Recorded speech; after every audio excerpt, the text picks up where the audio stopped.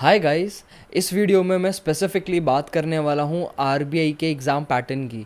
काफ़ी सारे बच्चों को अभी भी ये नहीं पता कि जो 10th और 12th में 60% एलिजिबिलिटी हुआ करती थी कि 10th 12th और ग्रेजुएशन में 60% चाहिए, वो अब हटा दी गई है और इसकी जगह उन्होंने कर दिया है कि आपके पास ग्रेजुएशन में 60% मिनिमम होने चाहिए और मास्टर्स में 55% होने चाहिए अगर आप जनरल कैटेगरी से बिलोंग करते हो। इस वीडियो में स्पेसिफिकली मैं बात करने वाला हूँ एग्ज़ाम पैटर्न के बारे में कि जो एग्ज़ामिनेशन पैटर्न जो चेंज हुआ है फ़ेज़ 2 का, उसके बारे में, और जो आरबीआई का एग्ज़ाम है हर साल वो किस तरीके से कंडक्ट करवाती है। तो इस वीडियो को लास्ट तक देखिएगा। इस चैनल को अगर आपने सब्सक्राइब नहीं करा है तो kindly subscribe to this channel to get more such informative videos. चलिए शुरू करते हैं। आरबीआई हर साल वैकेंसी निकालती है आपकी आरबीआई ग्रेड बी पोस्ट के लिए, that is assistant managerial post के लिए। एग्ज़ामिनेशन इसका नॉर्मली 2020 में, 2019 में, 2018 में साल के आखिरी 5-6 महीनों में हुआ करता था, लेकिन 2020 में कोई वैकेंसी नहीं आई और 2021 में वैकेंसी आई है, लेकिन जिसमें 200 से ज़्यादा आपकी जो सीट्स हैं वो आई थी इस बार। काफ़ी सारे बच्चे कह रहे थे कि सर ये कंबाइंड वैकेंसी है या सिर्फ 2020 की है, 2021 की निकलेगी।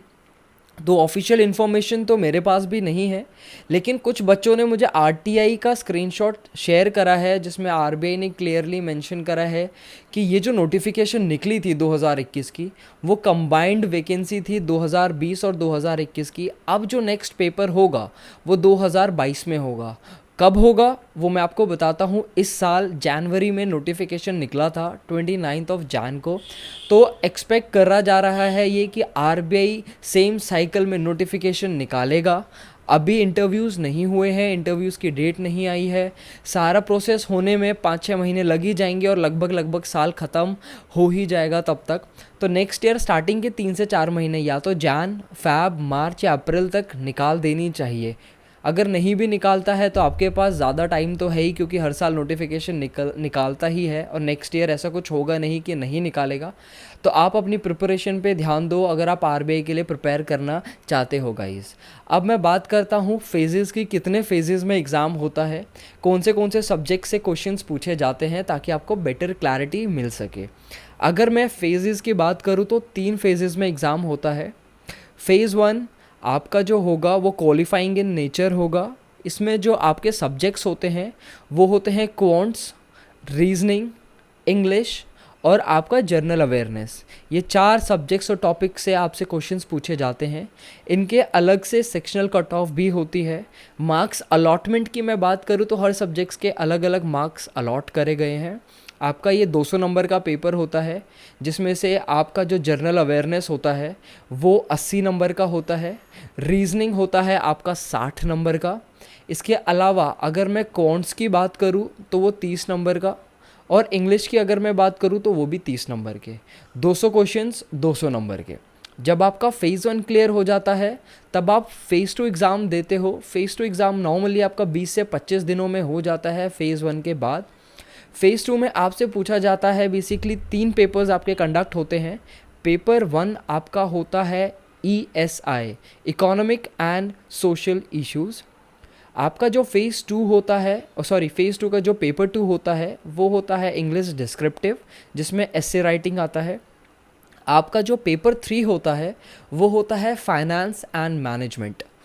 2020-2019 में क्या होता था बेसिकली 2021 से पहले, कि 100 नंबर के पेपर हैं, 100 नंबर का ESI, 100 नंबर का फाइनेंस और मैनेजमेंट, तो आपके ऑब्जेक्टिव क्वेश्चंस ही आते थे। लेकिन इस बार उन्होंने पैटर्न चेंज करा है। तो उन्होंने इस बार क्या करा है कि 50% आपका आएगा ऑब्जेक्टिव और 50% होगा आपका सब्जेक्टिव। सब्जेक्टिव मतलब आपका लिखना होगा वहाँ पे, आपके पास जो ऑनलाइन कीबोर्ड होगा या फिर आपको जो भी सिस्टम मिलेगा वहाँ पे आपको टाइप करना पड़ेगा कीबोर्ड की मदद से। तो बहुत इंपॉर्टेंट है कि आपकी राइटिंग स्किल अच्छी होनी चाहिए और टाइपिंग स्किल अच्छी होनी चाहिए, जो तभी होगी जब आप प्रिपेयर करोगे। अगर लास्ट मोमेंट के भरोसे रहोगे तो यहाँ पर आपको दिक्कत हो सकती है, क्योंकि फ़ेज़ 2 जो है वो मेंस है। ठीक है, तो ESI में भी आपका 50% ऑब्जेक्टिव, 50% डिस्क्रिप्टिव। फाइनेंस मैनेजमेंट में भी आपका 50% रहेगा ऑब्जेक्टिव, 50% रहेगा आपका डिस्क्रिप्टिव। इंग्लिश डिस्क्रिप्टिव की मैं बात करूँ तो इंग्लिश डिस्क्रिप्टिव में आपसे एसे राइटिंग आएगी। तो फेज़ 2 लगभग मेजॉरिटी पोर्शन जो है वो आपका राइटिंग ही हो गया है, पूरा का पूरा राइटिंग स्किल पे डिपेंड है। तो प्रैक्टिस की ज़रूरत वहाँ पे आपको डेफिनेटली पड़ेगी। जब आपका फेज़ 2 क्लियर हो जाता है, 100 नंबर के तीनों पेपर होते हैं, 300 नंबर का पेपर होता है, पेपर 1, पेपर 2, पेपर 3 100 नंबर के होंगे तीनों पेपर। जब आपका फेज़ 2 क्लियर हो जाता है, फिर आपको इंटरव्यूज़ के लिए बुलाया जाता है। वहाँ पे आपसे बायोडाटा फॉर्म पूछा जाता है, आप वो बायोडाटा फॉर्म भर के आरबीआई को शेयर करते हो। फिर इंटरव्यूज़ की डेट रिलीज़ होती है, आप इंटरव्यू देते हो। पहले कम नंबर का इंटरव्यू हुआ करता था, अब 75 नंबर्स का इंटरव्यू, 75 मार्क्स का इंटरव्यू होता है। तो आप इंटरव्यू देते हो, उसके बाद आप रिज़ल्ट का वेट करोगे। आपके फेज़ 2 के मार्क्स और इंटरव्यू के मार्क्स के बेसिस पे नॉर्मली एक मेरिट लिस्ट प्रिपेयर होती है, उसके बेसिस पे रिज़ल्ट डिक्लेयर होता है कि आप सेलेक्ट हुए हो कि आप नहीं हुए हो। तो गाइज़ बहुत सिंपल से आपको मैंने पैटर्न बताया है कि ये पैटर्न होता है। एलिजिबिलिटी की अगर मैं बात करूँ आपसे, तो 2 तरीके की एलिजिबिलिटी आपको ध्यान में रखनी है हमेशा। पहली होती है एज एलिजिबिलिटी, दूसरी होती है आपकी एजुकेशनल एलिजिबिलिटी। एज एलिजिबिलिटी की अगर मैं बात करूँ तो अगर आप जनरल कैटेगरी से बिलोंग करते हो, आपकी जो एज है वो 21 से 30 साल के अंदर होनी चाहिए। आप 30 साल के भी नहीं होने चाहिए एग्जैक्ट, और आप 21 साल से अंदर होने चाहिए।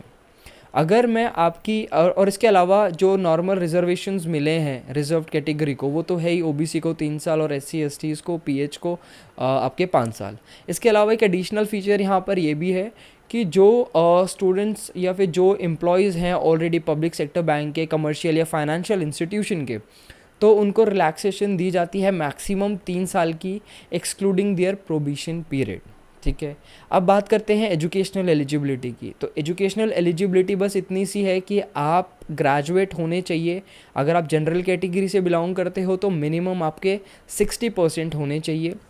अगर आप 60% नहीं है आपके ग्रेजुएशन में, तो आपको मेहनत करके मास्टर्स में मिनिमम 55% आपको लेकर आने हैं, अगर आपका ड्रीम आरबीआई है तो। बस गाइज़ इस वीडियो में सिर्फ इतना ही। इसके अलावा आपको कुछ और इन्फॉर्मेशन चाहिए कि how to prepare for current affairs, कॉन्ट्स कहाँ से पढ़े, रीजनिंग इंग्लिश कहाँ से प्रिपेयर करें, या फेज़ 2 ईएसआई आपका जो स्टैटिक पोर्शन है वो कैसे पढ़े, या करंट अफेयर्स कैसे ख़त्म करें ईएसआई और फाइनेंस और मैनेजमेंट के, तो मैंने नीचे डिस्क्रिप्शन पे अपने इंस्टाग्राम का लिंक आपको दे दिया है। आप वहाँ पर जाके मुझे डीएम कर सकते हैं। मैं हर एक बच्चों का, मेरे पास एक्सेस होता है वहाँ पर मैसेज पढ़ने का और देखने का, तो और मैं वहाँ पे आपको तुरंत रिप्लाई दे दूँगा guys. Thank you so much for watching this video. मेरे चैनल को ज़रूर सब्सक्राइब करना, that will motivate me and so that I can basically upload such kind of informative videos so that you guys can get the relevant information guys. Thank you.